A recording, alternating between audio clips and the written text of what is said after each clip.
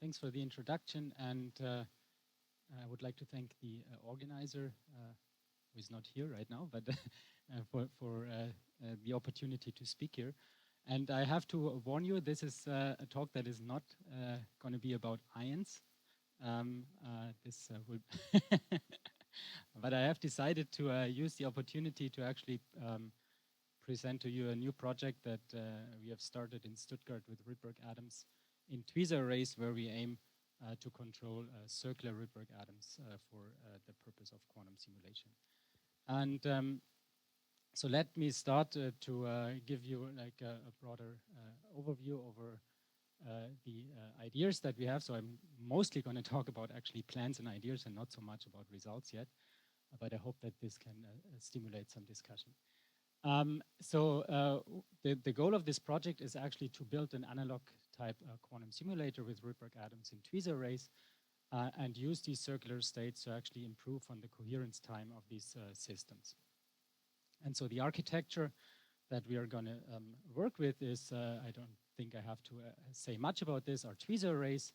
We want to trap neutral atoms in these arrays of optical microtraps, which are very versatile in geometry and dimensionality, and have recently been pushed towards like hundreds of atoms in these systems.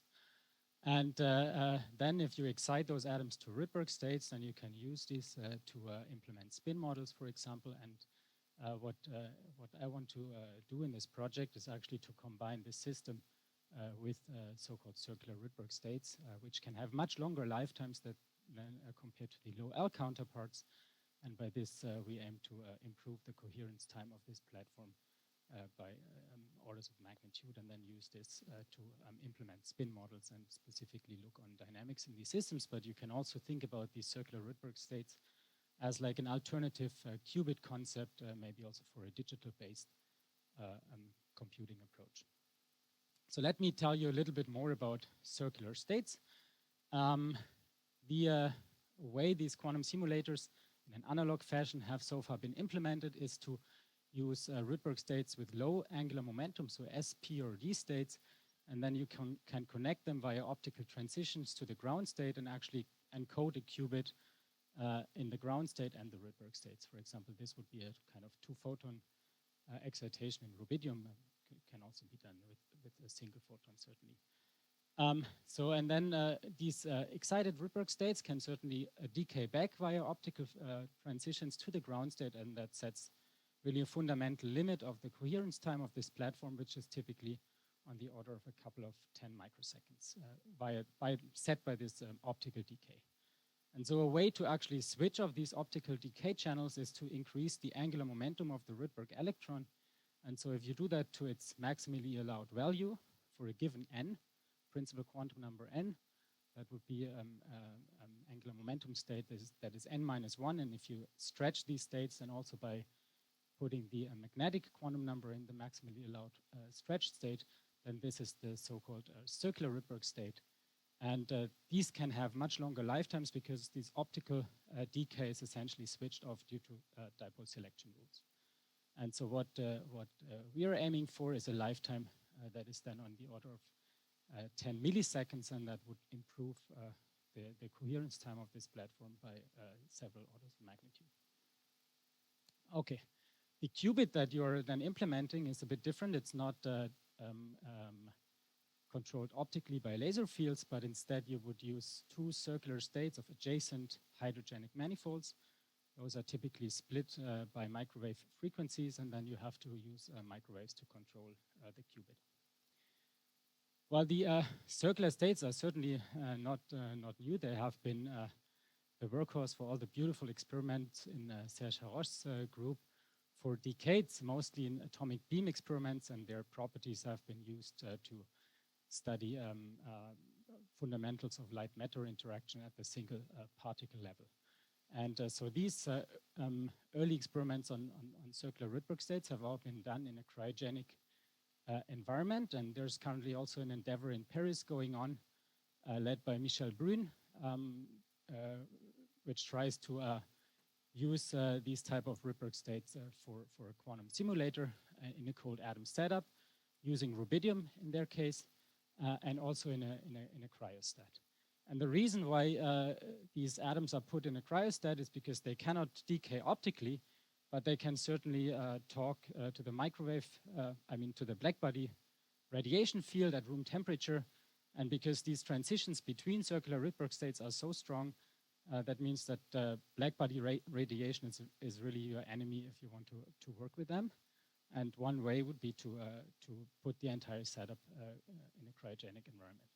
So what I want to try in Stuttgart is to try to find an approach that does not require a cryostat. And the idea is that you confine the atom within two capacitor plates.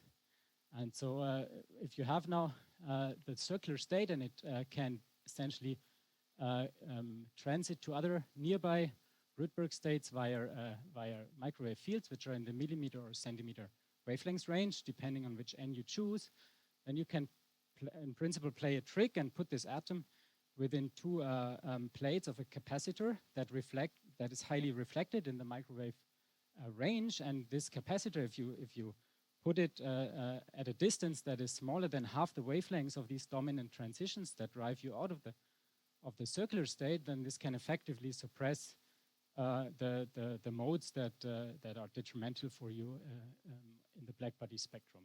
And so you effectively use the Purcell effect to suppress the decay of the circular state and in principle at room temperature. And so this is how the setup looks like. This is a drawing of the core of this new experiment that we are setting up. It's a cold atom setup in a UHV glass cell, and you see inside here an electrode structure that allows us to, first of all, control electric fields very well.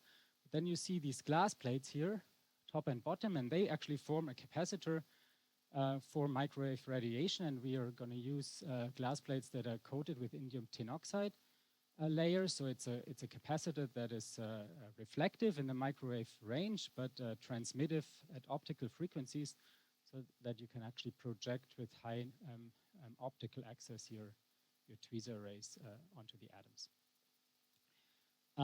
Let me talk a little bit more about this suppression and what we think we can achieve. So if you have a circular state of a given n, then if you think now what transitions are possible due to the blackbody radiation, then it turns out that the most dominant channels are actually transitions where you go to neighboring circular Rydberg states of n+1 or n-1. And so these transitions you want to suppress now in this capacitor by placing, as I said, the two electrodes or the two capacitor plates closer than half the wavelengths of this transition here. And if you want to do that now with these indium tin oxide films, then you have to consider the reflectivity that you can achieve. How well can you actually make a capacitor or a cavity with indium tin oxide thin films? And for this reason, we have done a bit of preparative work in Stuttgart together with a group of Martin Tressel and Mark Scheffler, and did microwave spectroscopy on ETO structures. This is an example here that actually shows that if you choose the film thick enough, we will work with a film that is on the order of 200 nanometer thick, that you can actually get reflections in the gigahertz range that exceed 95%. So that forms a reasonably well cavity at microwave frequencies and still allows you for high transmission at optical wavelengths. Specifically, if you put in numbers, then you can calculate that for high principal quantum numbers, you end up with lifetimes of the Rydberg state that can reach up to 10 milliseconds. This is this factor from tens of microseconds to 10 milliseconds that I have actually mentioned in the beginning of the talk. I may point out that if you don't do that, if you just keep the circular state, so to say, in free space at room temperature, then the lifetime is only a couple of hundred microseconds. So it's really, you need this Purcell effect to go into the millisecond range if you want to work at room temperature and try to approach this problem without a cryostat.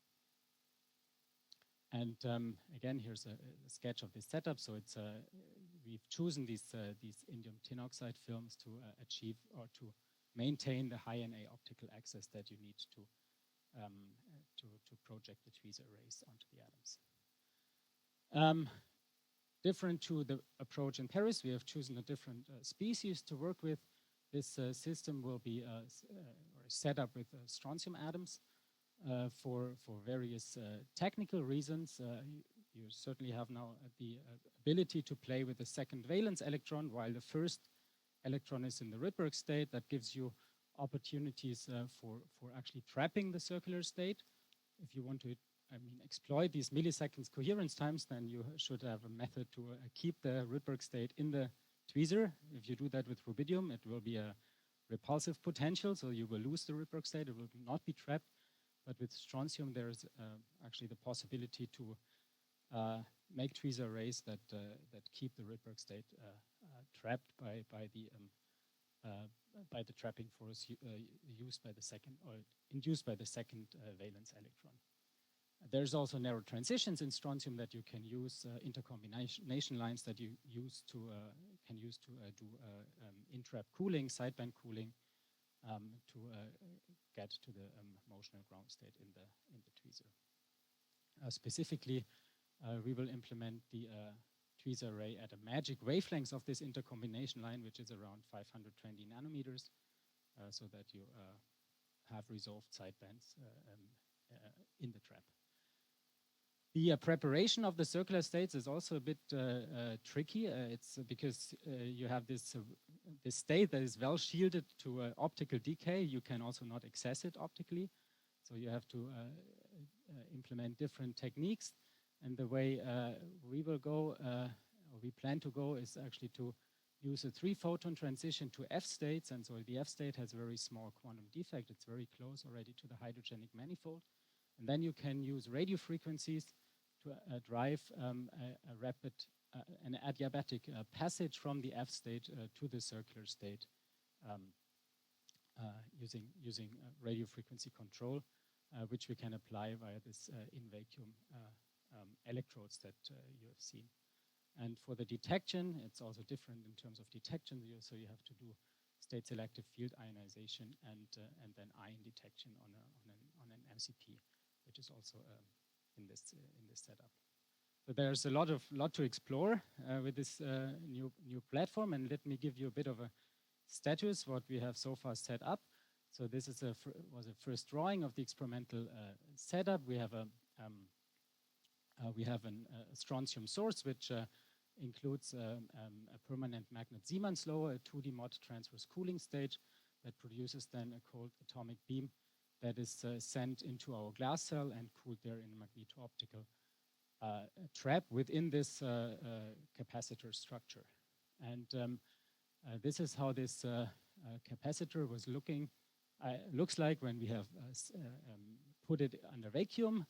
That was about a year ago. So you see it here in real life, and you can see through it. Yeah, so it's essentially a completely closed Faraday cage. But it's optically transparent, so you can look through it. I'll have to hurry up a little bit. Okay. Then meanwhile, we have built lots of optics around it for laser cooling. This is again a view into this capacitor structure. We have realized the first mod on the intercombination line a couple of months ago in the strontium system with a temperature of around 1 microkelvin, and so that was an ideal starting point now to load the tweezers. And just a few weeks ago, we had like the first signal from single strontium atoms in like 3 tweezers for the moment.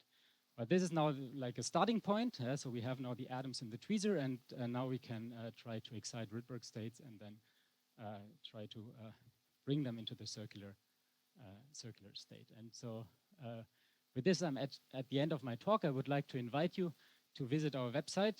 So we come from the southern part of Germany, which is in Germany called the Ländle, and this has turned now into a very international fashioned name, the Land. Yeah, so you can visit us under the quantumland.de and find out about our projects. And yeah, with this, I'm at the end. This is the team working on this experiment, and I thank you very much for your attention.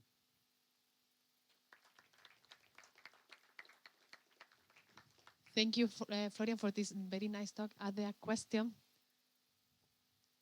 Let's start with Olivier, just because it's closer than you, not because I'm older than you. So I will try to make it fast. I mean, just wonder, how do you deal with these autoionization states, autoionic states in this particular case? Are the circular states protected against autoionization? Or? Yeah, so because you have this high angular momentum, the autoionization rate actually drops exponentially with L. So the autoionization rates for the circular states is like they're completely negligible. Thanks. That was fast.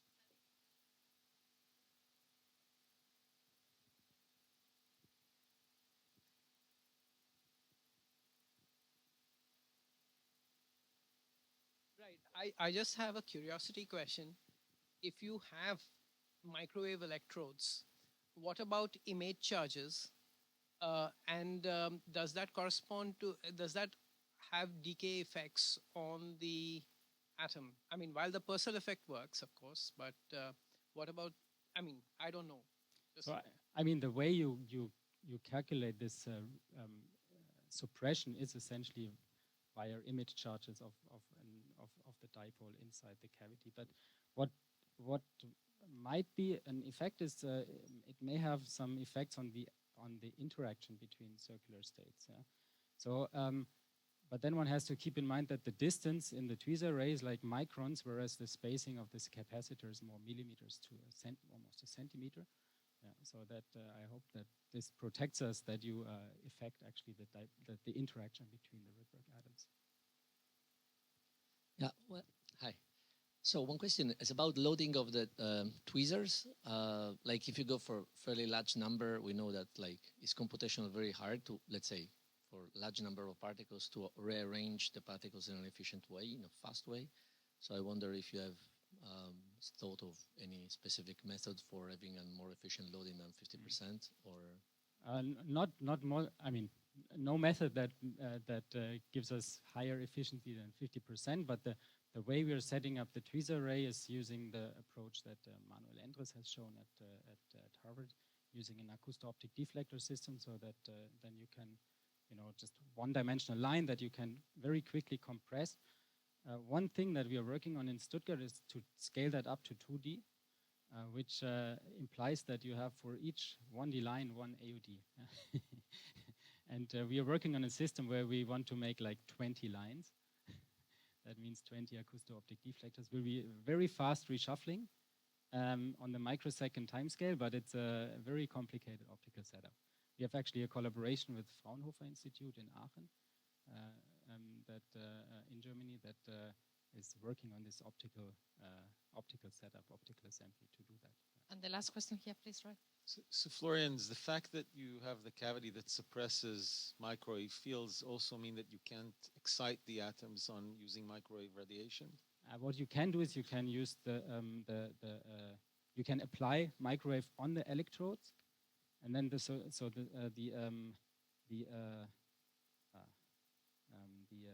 how do you say? I'm missing the word. Just the. It's not like the far field that you explore, but just the near field. Sorry, just the near field is already strong enough actually to drive this strong dipole. You don't need much. If you just apply it on the microwave, this is enough to excite it. Yeah. I guess you can use Raman as well. So. Optically? No, because you have to connect then. I mean, you have to bridge then this optical wavelength somehow, and there is nothing below that you can use to control it. You have to use microwave. So let's thank again Florian, and